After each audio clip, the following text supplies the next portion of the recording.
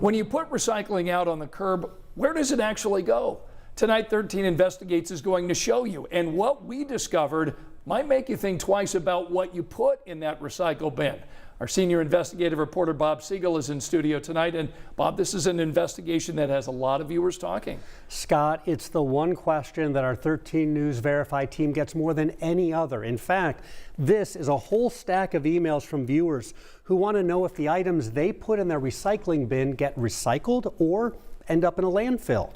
Come along with 13 Investigates as we go undercover to find out.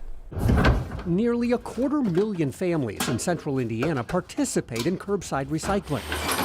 But once your recycling is picked up and the truck drives away, do you know where your recycling is really going? No, I actually have literally no idea where it goes. It's really just a question mark. I'm hoping it's going to a recycling facility, but there's no way for us to know. Actually, there is.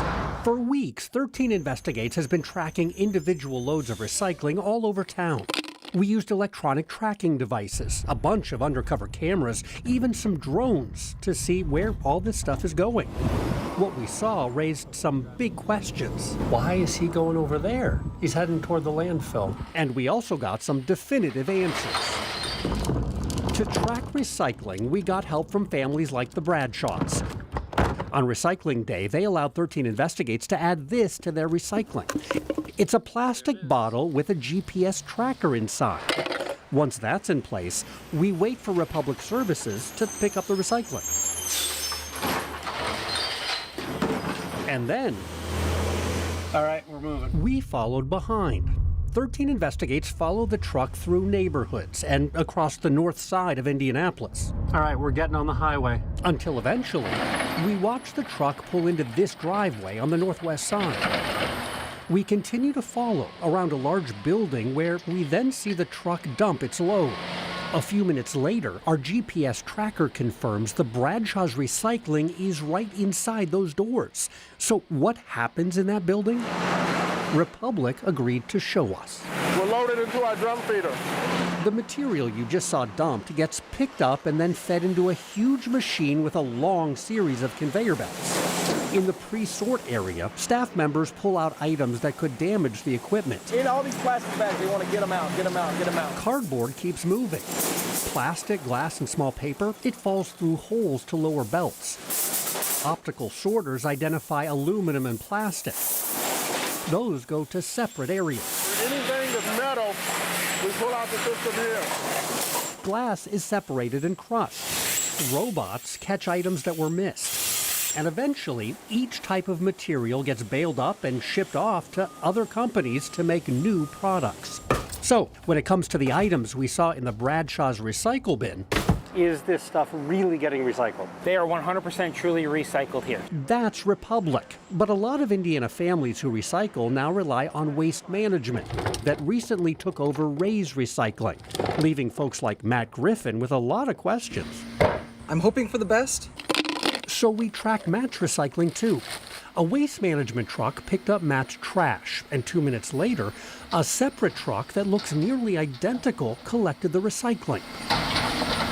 We followed that truck as it picked up more bins in Matt's neighborhood.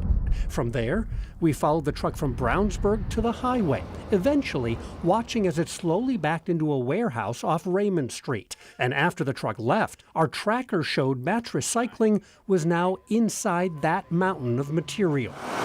This is Waste Management's main curbside recycling facility in Indianapolis. So we'll just stop here, get a quick view. The company agreed to show us what's about to happen to Matt's recycling. That's the inbound conveyor right there. Just like we saw at Republic, high-tech machines and people sort it all out. Smaller stuff is falling through the series of holes. Cardboard and paper get separated from plastic. Aluminum goes over here, glass ends up there. This is what it looks like at the end. These bales are then loaded onto semis and shipped to companies that turn them into new products. That semi is headed to Kentucky, where the recycled cardboard will become new boxes. If you want to pay for recycling service, it is absolutely going to get recycled. But it's easy to understand why some people are skeptical. Watch what happens after we put a tracker in Debbie Horn's recycle bin. A Waste Management truck picks up a recycling in Hancock County. Our 13 Investigates cameras follow the truck to Shelby County. Why is he going over there? He's heading toward the landfill. That's right. We watched the truck pull into a huge landfill near Morristown. But it does not dump out its recycling. The truck just uses the weigh station inside the landfill and then it leaves.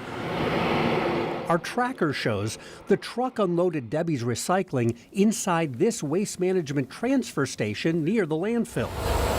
Waste Management then trucks the material 33 miles to its processing center in Indianapolis to go through the recycling line.